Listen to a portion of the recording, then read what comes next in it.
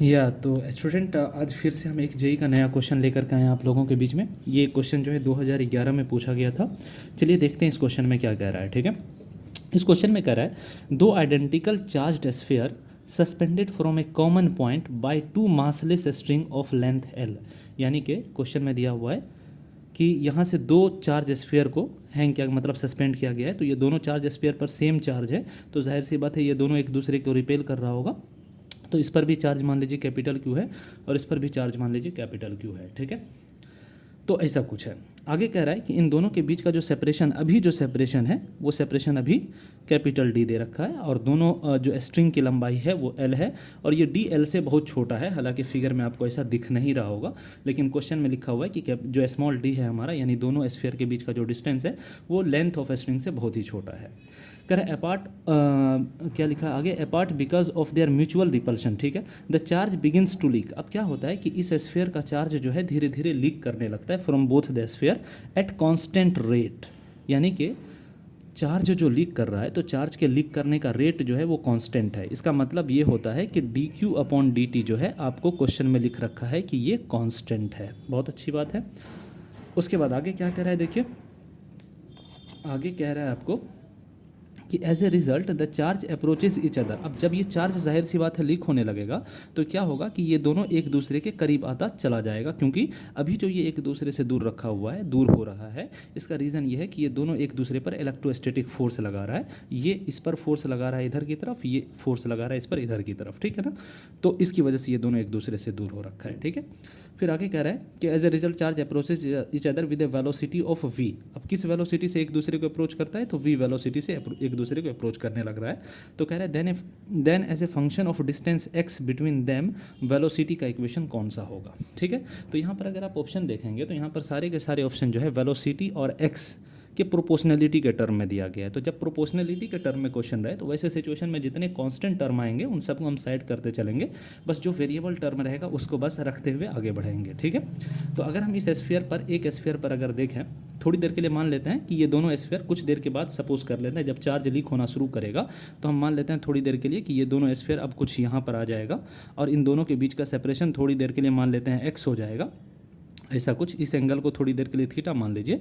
तो ऐसे सिचुएशन में इस स्फीयर पर एक फोर्स इधर की तरफ लग रहा होगा जो कि इलेक्ट्रोस्टैटिक फोर्स होगा, एक इधर की तरफ टेंशन हो जाएगा, एक नीचे की तरफ mg हो जाएगा। ठीक है, और टेंशन का दो कंपोनेंट हो जाएगा, एक कंपोनेंट इधर और एक कंपोनेंट इधर। तो ये एंगल अगर थीटा हो जाएगा तो इस कंपोनेंट को आप कह सकते हैं कि सर टी कॉस थीटा हो जाएगा और ये वाला कंपोनेंट आपका टी साइन थीटा हो जाएगा। कोई दिक्कत वाली बात इसमें नहीं है। ठीक है, अब देखिए अगर इसका आप सारे फोर्स को अगर आप बैलेंस करेंगे, अभी थोड़ी देर के लिए मान लेते हैं कि इस एक्स वाले पोजीशन पर अभी ये इक्विलिब्रियम वाले स्टेट में अगर है, तो मैं ये कह सकता हूँ कि सर हमारा जो टी साइन थीटा होगा, T sine theta is equal to F के बराबर होगा। यहाँ पर एफ इलेक्ट्रोस्टैटिक फोर्स है और जो हमारा टी कॉस थीटा होगा, टी कॉस थीटा बराबर हमारा एम जी के बराबर हो जाएगा।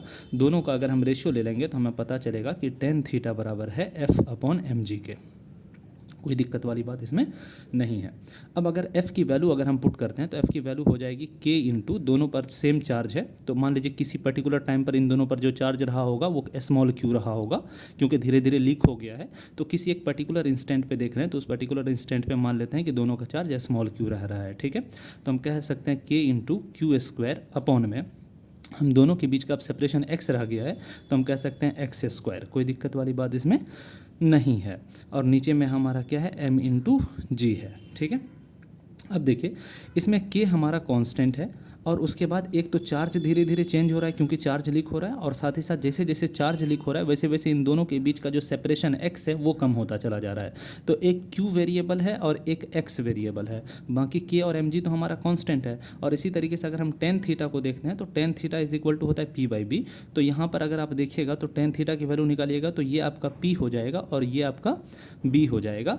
b की जगह आप लेंथ लिख सकते हैं जो स्ट्रिंग की लंबाई होगी। तो जब p/b निकालिएगा तो ये p आपको x/2 मिलेगा, क्योंकि यहाँ से यहाँ तक का डिस्टेंस x है तो ये आधा डिस्टेंस x/2 हो जाएगा।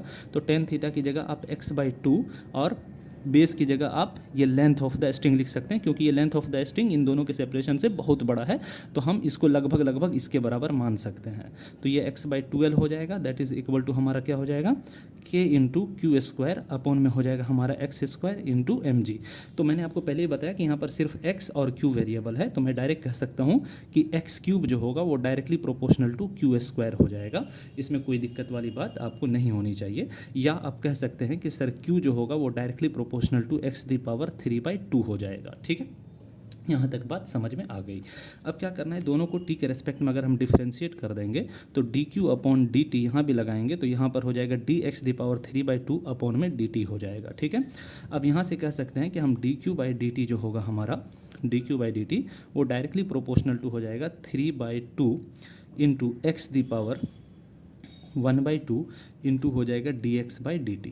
इसका अगर हम डिफ्रेंशिएट करेंगे तो डिफ्रेंशिएट करने पर ये जो भी पावर है पावर मल्टीप्लाई में आ जाता है, और x पर पावर 1 कम करेंगे तो 3/2 - 1 करेंगे तो 1/2 रह जाएगा और इंटू dx/dt आ जाएगा। ठीक है, तो फाइनली हमारा कितना हो जाएगा, ये dq/dt is directly proportional to हमारा हो जाएगा 3/2 इंटू x⁴ इंटू वेलोसिटी। अब देखिए ये पूरा dq/dt आपका कांस्टेंट है। ठीक है, तो अगर ये कांस्टेंट है, ये भी कांस्टेंट है, इस पूरे को मैं इधर ट्रांसफर करूंगा तो मैं कह सकता हूँ कि velocity is directly proportional to, क्योंकि ये सारे तो कांस्टेंट है, तो कांस्टेंट वाले टर्म को प्रोपोर्शनैलिटी के टर्म में हम कंसिडर ही नहीं करते हैं। तो ऐसे सिचुएशन में v is directly proportional to हो जाएगा x⁻⁻1/2। ठीक है ना, तो इस हिसाब से हमारा आंसर जो है v is directly proportional to x⁻⁻1/2, यानी ऑप्शन फर्स्ट जो है हमारा, जो कि v is directly proportional to x⁻⁻1/2 है, ये सही हो जाएगा। Thank you so much.